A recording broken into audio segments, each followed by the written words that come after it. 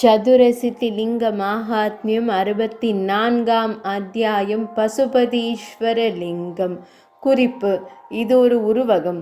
பசுபதீஸ்வரரை நாரத மாமுனிவர் காணும்படி அறிவுறுத்தினார். அந்த லிங்கத்தை காண்பதன் மூலம் ஒருவர் விலங்குகளின் கருப்பையில் பிறப்பதை தடுக்கிறார்.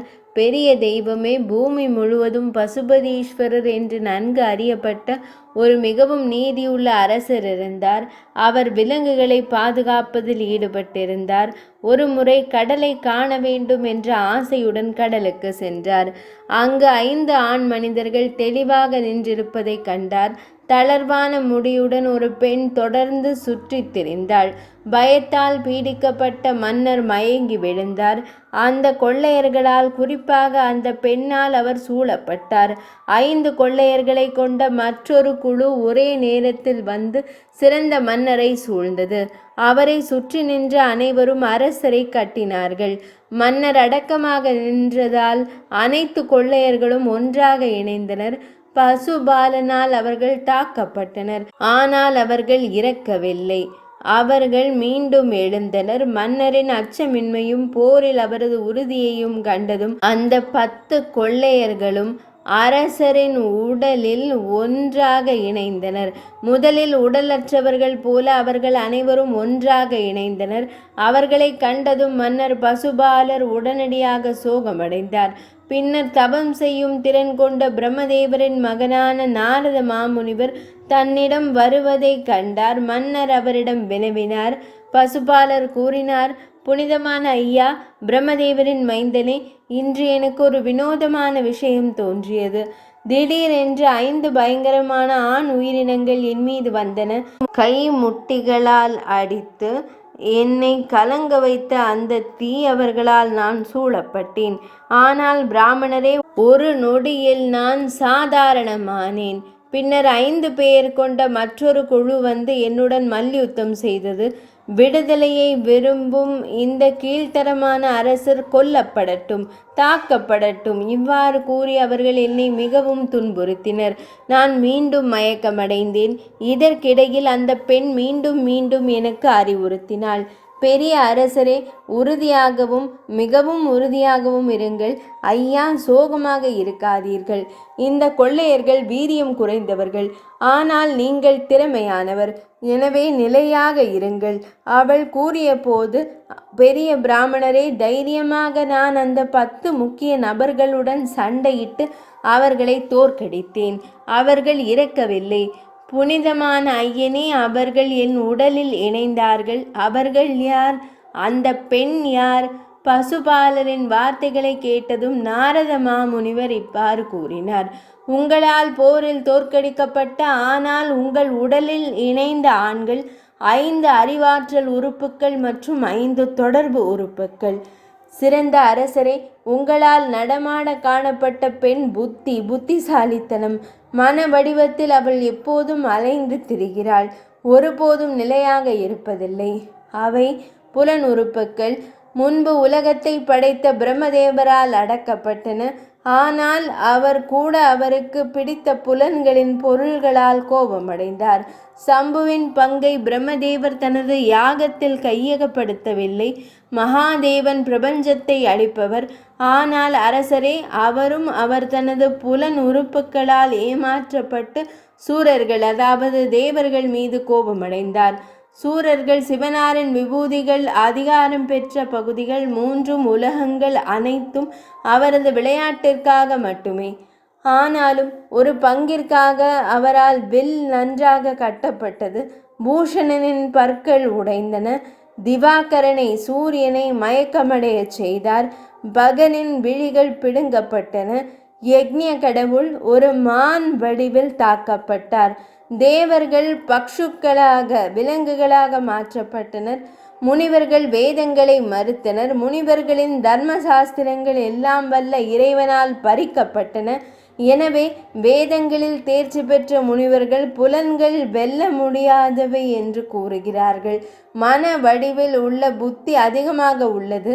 அதை கட்டுப்படுத்த இயலாது.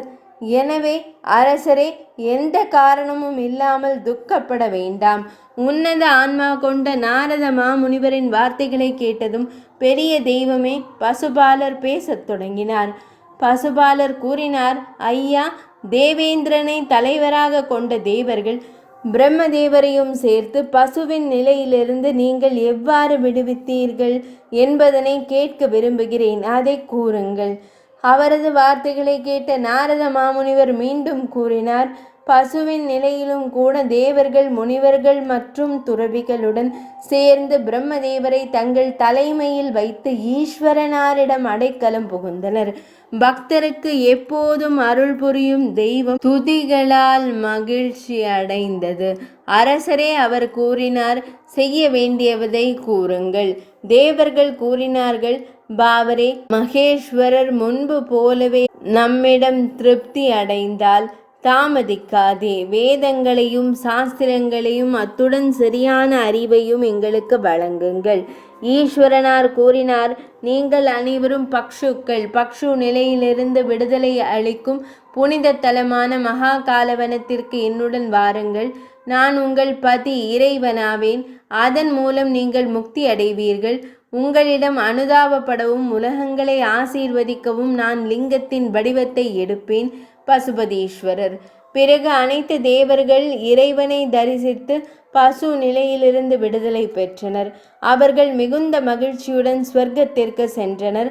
மன நிறைவோடு பிரம்மதேவர் பசுபதியிடம் கூறினார், தேவர்களின் தலைவனாகிய தம்மை மிகுந்த பக்தியுடன் காணும் மக்களை பொறுத்தவரை உங்கள் குடும்பங்களில் உள்ள அனைத்து நபர்களும் தங்கள் கிரமங்களின் பலனால் பசுத்துவ விலங்கு நிலை அடைந்த அனைத்து பித்ருக்களும் விடுதலை பெறுவார்கள்.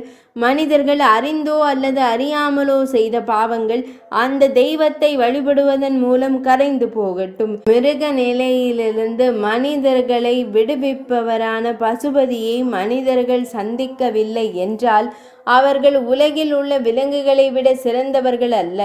அவர்களின் வாழ்க்கைக்கு என்ன பயன்? பசுபதி என்ற சிவனாரை காண்பதன் மூலம் குழந்தை பருவம், இளமை அல்லது முதுமையில் செய்த பாவங்கள் கரைந்து போகும்.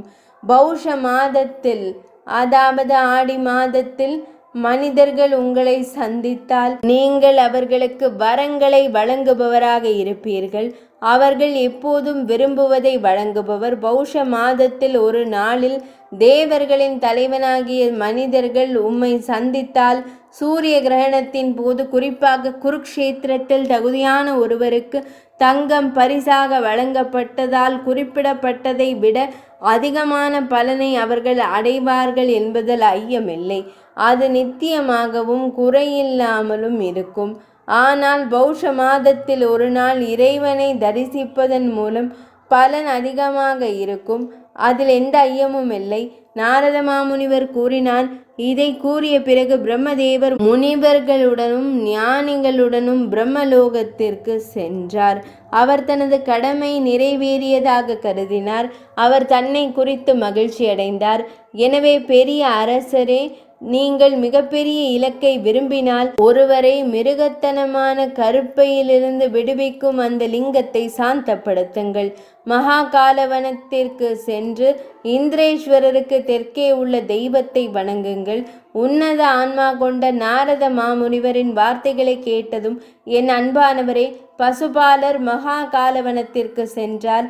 அந்த லிங்கத்தை காண்பதன் மூலம் அவர் உயர்ந்த இலக்கை அடைந்தார்.